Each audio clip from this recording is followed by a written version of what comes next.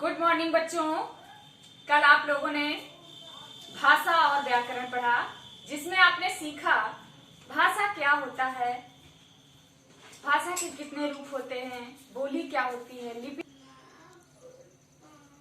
आइए आज हम आपको पाठ 2 पढ़ाते हैं।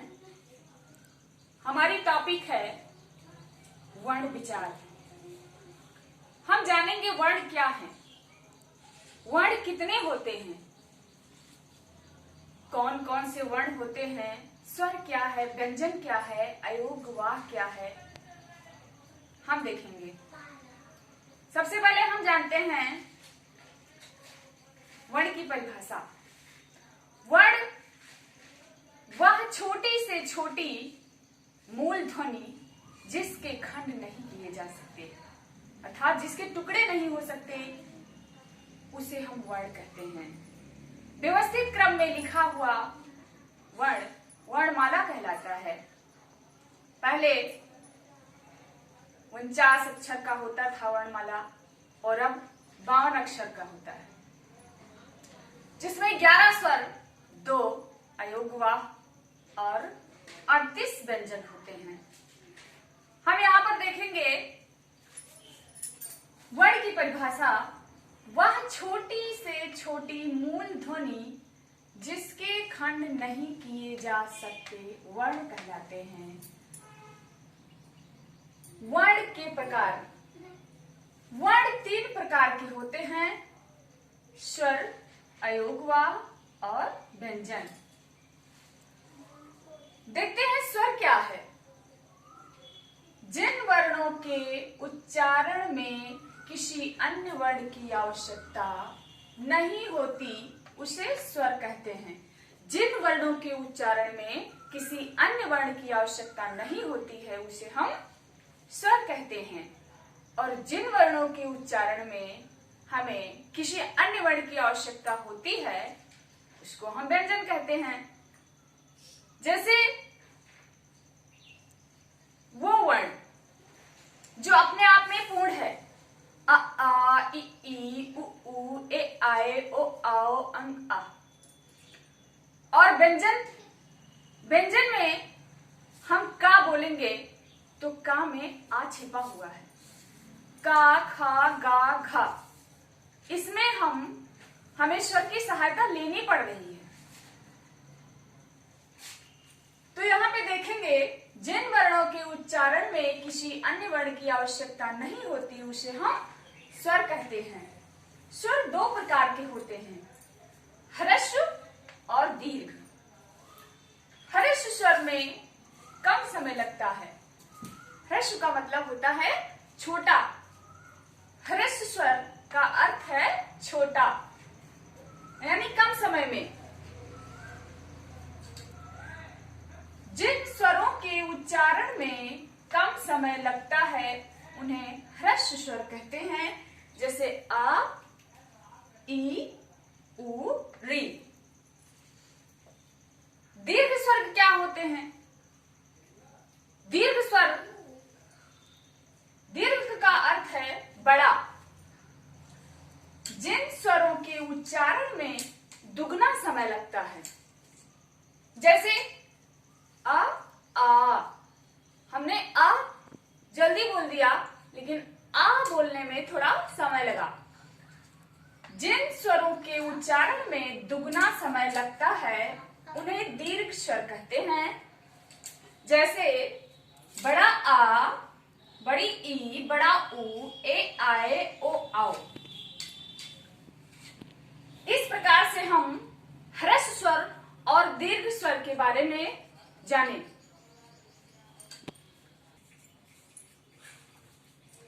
यहां देखिए बच्चों, हमारा विशेष क्या है? प्लुत स्वर जो होता है वो हमारा विशेष होता है, क्योंकि हिंदी में अब इसका प्रचलन बहुत कम हो गया है, क्योंकि सिर्फ और सिर्फ इसे हम ओम में बोल सकते हैं। दीर्घ स्वर से लंबा प्लुत स्वर होता है। जितना समय हमारा दीर्घ स्वर में लगता है उससे 3 गुना का समय हमारा प्लुत स्वर में लगता है, जैसे ओम। इसके उच्चारण में 3 गुना समय लगता है। का अंक लिख दिया जाता है। अब आप देखिए कि अयोग्यवाह क्या है। अयोग्यवाह अंग और आहा को कहा जाता है। इसकी परिभाषा, अयोग्यवाह स्वर और व्यंजन के मेल से बनते हैं। अयोग्यवाह स्वर और व्यंजन के मेल से बनते हैं। इनमें स्वर का उच्चारण पहले होता है और व्यंजन का बाद में। इसको हम अनुस्वार और अनुनासिक, इसको हम अनुस्वार और अनुनासिक भी कहते हैं। अनुस्वार यानी अंग की मात्रा का प्रयोग हम करते हैं और विसर्ग में हम आह की मात्रा का प्रयोग करते हैं। अब यहां पर हम देखते हैं व्यंजन की परिभाषा। जिन ध्वनियों के उच्चारण में, जिन ध्वनियों के उच्चारण में स्वर की आवश्यकता होती है, जिन ध्वनियों के उच्चारण में स्वर की आवश्यकता होती है, उन्हें व्यंजन कहते हैं। स्वर तो अपने आप में पूर्ण है, स्वर बोल सकते हैं, लेकिन जब हम व्यंजन बोलेंगे तो हमें उसमें स्वर की आवश्यकता लेनी पड़ती है। यहां पर हम देखेंगे व्यंजनों के भेद। व्यंजनों के 4 भेद होते हैं। नंबर 1 स्पर्श व्यंजन, नंबर 2 अंतस्थ व्यंजन और नंबर 3 ऊष्म व्यंजन, नंबर 4 संयुक्त व्यंजन। स्पर्श व्यंजन का से मा तक होता है। का से मा तक स्पर्श व्यंजन होता है। हम अपनी जिह्वा को जैसा अक्षर होता है उसी के अनुसार हम टच करके बोलते हैं। स्पर्श व्यंजन का मतलब है हमारी जो जिह्वा होती है वो उस स्थान को स्पर्श करती है अर्थात छूती है। अंतस्थ व्यंजन या रा ला वा को अंतस्थ व्यंजन कहते हैं। और ऊष्म व्यंजन जिसमें उष्मा उत्पन्न होता है हम उसे ऊष्म व्यंजन कहते हैं। संयुक्त व्यंजन, संयुक्त व्यंजन उस व्यंजन को कहते हैं जिसमें एक से अधिक वर्णों को मिलकर बनता है, जैसे छात्रा और ज्ञा। छात्रा ज्ञा हमारा संयुक्त व्यंजन है।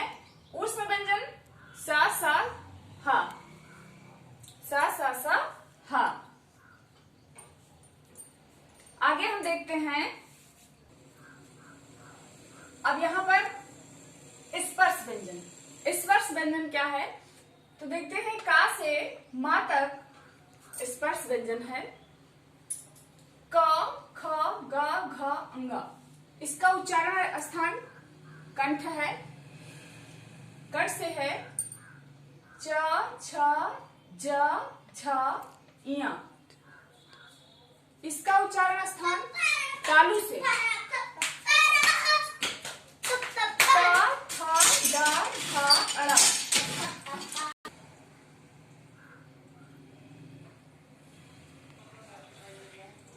च छ ज झ इया, इसका उच्चारण स्थान तालु से है ट ठ ड ढ अण, इसका उच्चारण स्थान मूर्धा से है ट थ द ध न, इसका उच्चारण स्थान दंत से है और प फ ब भ म, इसका उच्चारण स्थान ओष्ठ से है। अब यहां पर देखेंगे अंतस्थ व्यंजन क्या है। या रा ला वा अंतस्थ व्यंजन है। ऊष्म व्यंजन सा सा सा हा, इसको हम ऊष्म व्यंजन कहते हैं। यहां पर आप देख रहे होंगे कि एक 3 सा दिखाई दे रहे हैं, इसको हम तालब विषा कहते हैं और इस सा को हम मूर्धन्य सा कहते हैं और इस सा को दंती सा कहते हैं। 3 सा हैं, तीनों सा के अलग अलग नाम हैं। तो ये हो गया हमारा तालव्य सा और ये हो गया हमारा मूर्धन्य सा और ये हो गया हमारा दंती सा। हाँ, तो इसको बोलने पे उष्मा उत्पन्न होती है, इसलिए इसको हम ऊष्म व्यंजन कहते हैं। संयुक्त व्यंजन, अब संयुक्त व्यंजन जो 2 वर्णों से मिलकर बना है, संयुक्त है छ, त्र, ज्ञ, स्र, इसको हम संयुक्त व्यंजन कहते हैं। अतिरिक्त वर्ण यानी स्वनिम, ये स्वनिम वर्ण है जो ड और ढ से विकसित हुई है। यहां पर हम देखेंगे कि संयुक्त व्यंजन किन किन वर्णों से परस्पर मिलकर बनते हैं। जैसे हमारा जो छ है, ये हमारा का प्लस सा से मिलकर बना है। यहां हम देखेंगे जो हमारा त्र है, त्र जो है ये हमारा ता प्लस रा, त्र। ज्ञ हमारा जा और इया से मिलकर के बना है,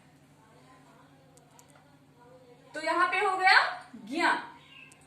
यहां पे सा देखिए, सा प्लस रा, सा प्लस रा से मिलकर बना है, ये हमारा हो गया स्रा।